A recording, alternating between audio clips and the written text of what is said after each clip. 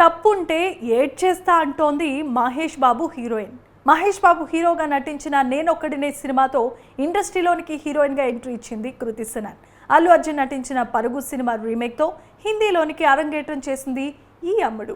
ఆ తర్వాత వరుస విజయాలతో లక్కీ గర్ల్ అనిపించుకుంది. తాజాగా క్రూ సినిమాతో మంచి విజయాన్నే అందుకుంది ఈ హీరోయిన్. అయితే ఇటీవలే మీడియాతో ఆమె పంచుకున్న కబుర్లు వైరల్ అవుతున్నాయి. రిలేషన్షిప్ అన్న తర్వాత చిన్న చిన్న గొడవలు సాధారణమే. అయితే గొడవ జరిగినప్పుడు నా తప్పుంటే తప్పకుండా నేనే సారీ చెబుతా, నా తప్పు లేకుంటే సారీ చెప్పను. ఏది ఏమైనా ఆ సమస్యను పరిష్కరించుకొని రిలేషన్ను కంటిన్యూ చేయడానికే ప్రయత్నిస్తా.